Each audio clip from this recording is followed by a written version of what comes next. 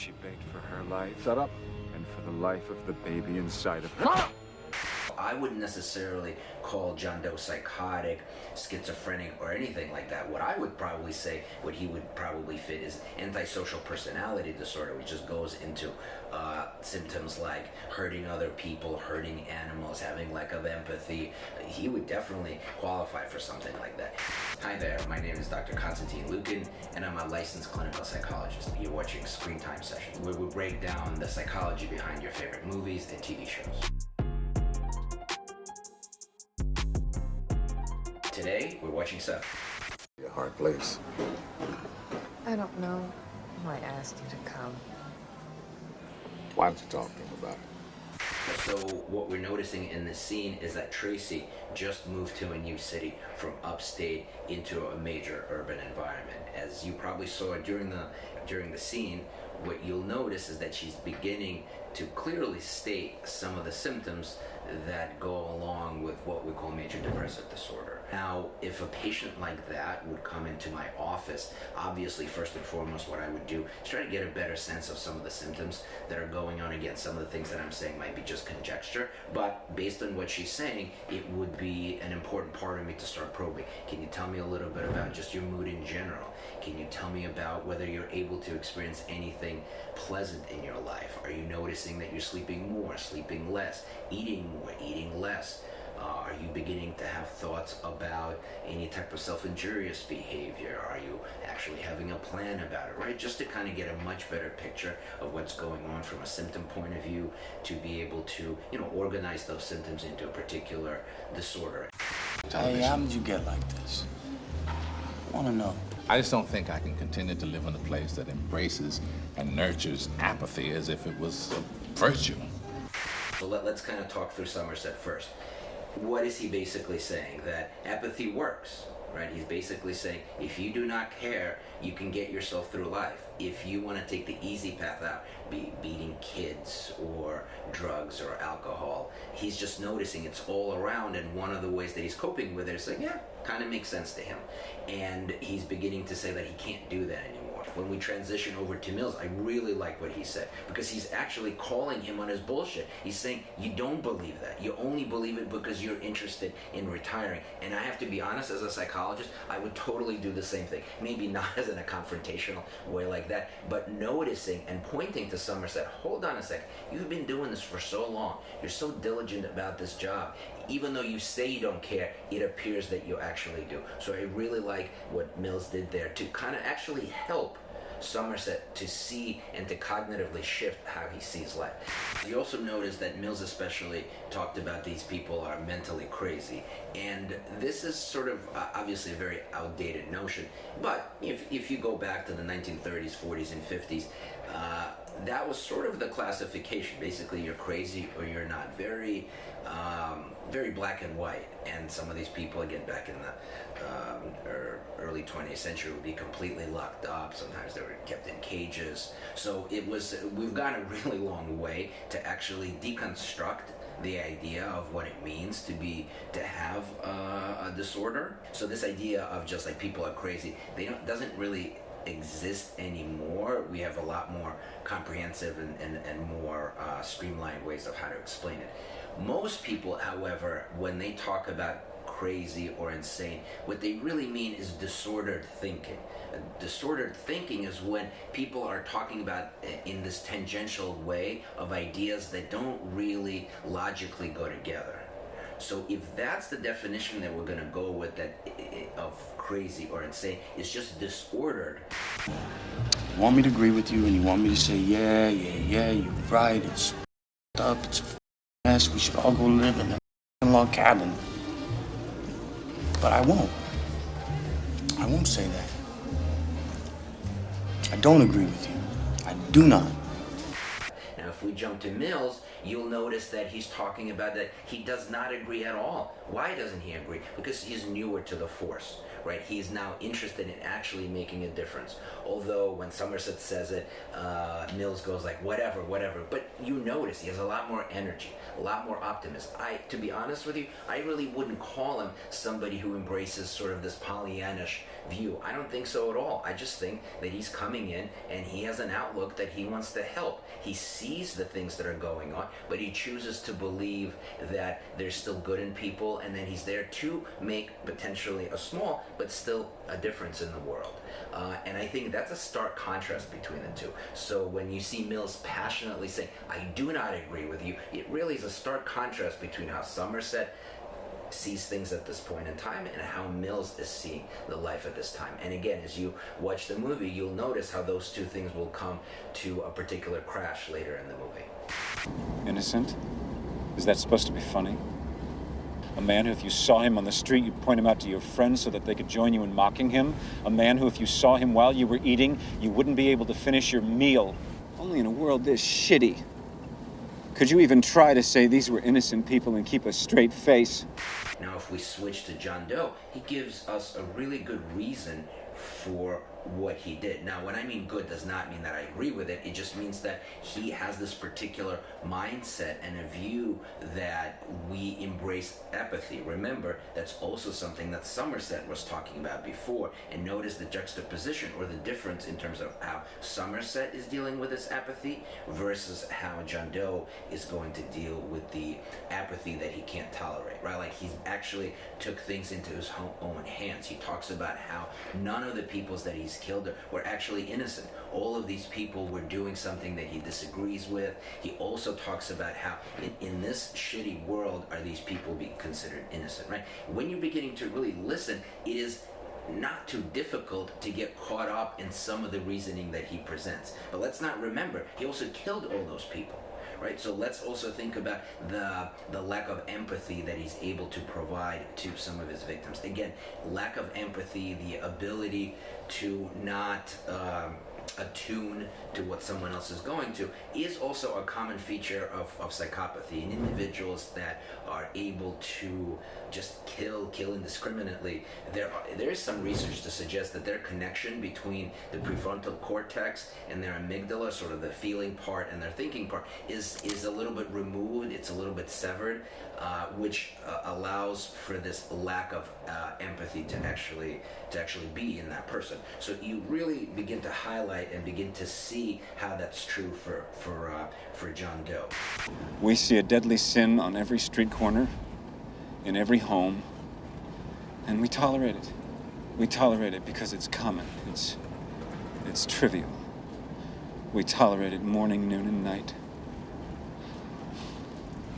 Just to kind of recap, you notice how Mills is sort of seeing this as just crazy, something that he completely doesn't understand. You also notice Somerset being quiet, but also looking in the mirror to see exactly what John Doe is doing. You notice, just because the camera was on Somerset for a little bit, you'll notice that he's actually studying John Doe to actually come up with a response that would be a little bit more attuned to what's going on, rather than what Mills is doing. He's just calling him crazy. That's really not gonna go anywhere. And as you see the end of the movie, you'll notice Somerset's approach and Mills' approach is going to be very different and very impactful in terms of how the movie ends.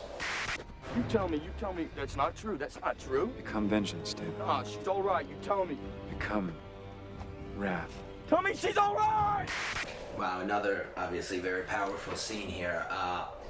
This scene, what I'd like to do is really talk about Mills more than John Doe or Somerset. Obviously, so Somerset is kind of trying to calm Mills down to be able to get his gun so he doesn't do what he was about to do.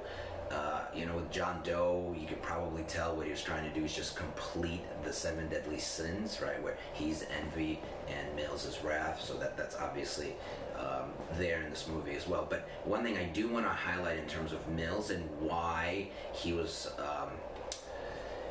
triggered and drawn to actually kill him, right? Let's kind of first make a distinction between having these painful, shock, emotional points and traumatic in that moment when he's hearing that John Doe mutilated his wife and obviously killed her and killed the baby. So the amount of pain that Mills was going through is absolutely off the charts.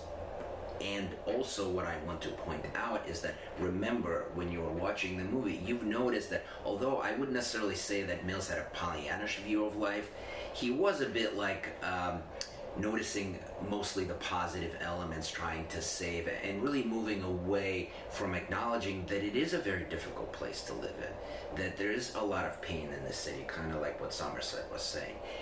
You also probably noticed throughout the movie that he was quick to anger, right? That the emotional regulation piece for him, especially when it comes to certain things that he disagreed, really wasn't there. So from a psychological point of view, and please don't take this to mean that he should or shouldn't have done what he said, but just purely from a psychological standpoint, there is this undertone of his lack of acknowledging painful, difficult feelings throughout the movie. Right, he didn't really spend a lot of time tuning in that you could experience that this is a very difficult city, there's a lot of pain, and also believe in making a difference. He was really kind of negating that part and really focusing on the positive change. So those feelings were there because, remember, throughout the movie, he's seen terrible, terrible things. So that's one element I'd like to point out. Second, as you notice throughout the movie, and obviously in this scene, it's one thing to feel pain, feel wrath, anger. There's also another thing to act that out, right? Like, so there's this regulatory, emotional regulation piece that he really doesn't have. When you put those kind of several things together, what you are creating is an individual who's more likely to be able to act out. And John Doe knew this.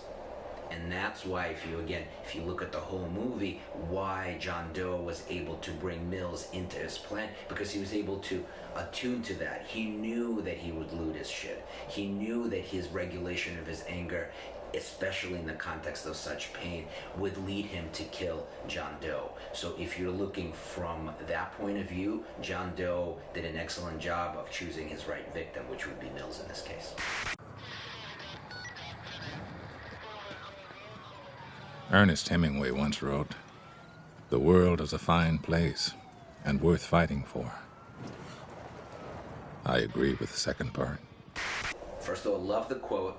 I really like the way Somerset highlighted genuinely what he believes. If you think back of the bar scene between Mills and Somerset, you would notice that Somerset was about to retire.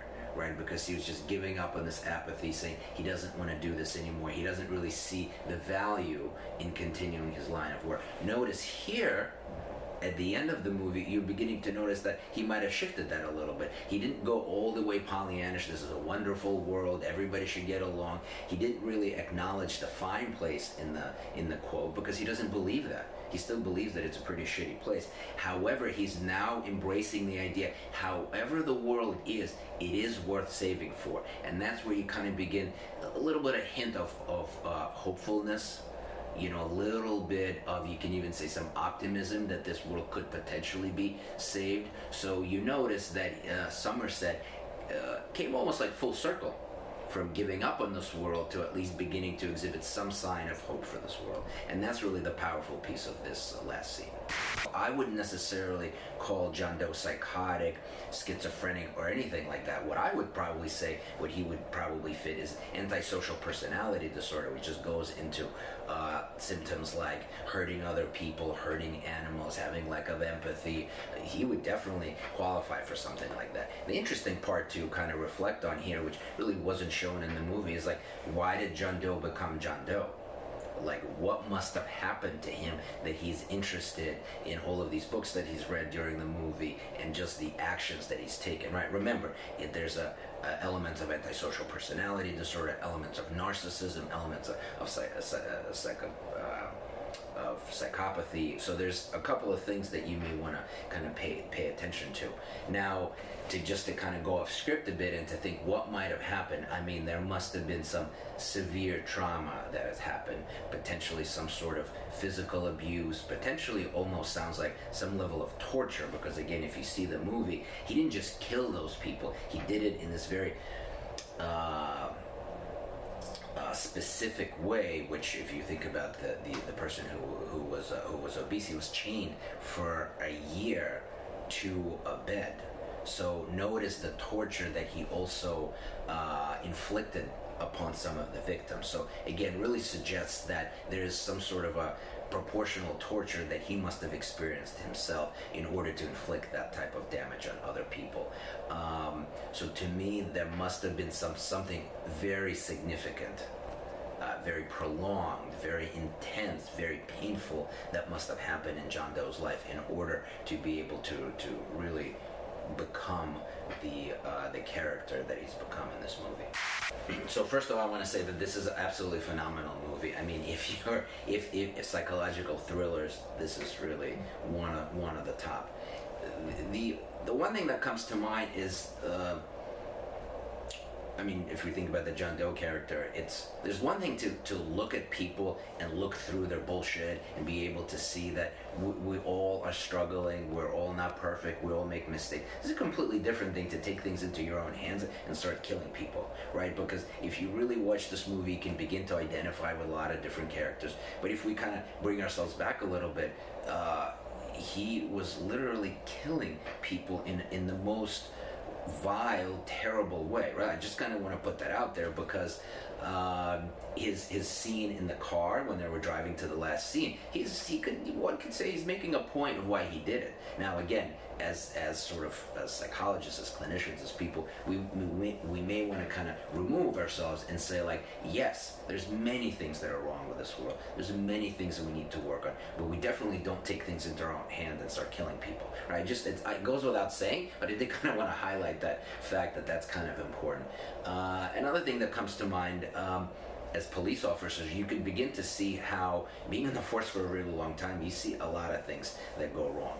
And you could see how apathy could be a solution to some of those things, versus you also see somebody who's just joining the force is beginning to bring a little bit more optimism to the world, which is, you could see is a common manifestation of what sometimes happens, how we all of us see the world a little bit differently, right? If you notice, again, zooming out, Somerset saw it as apathy.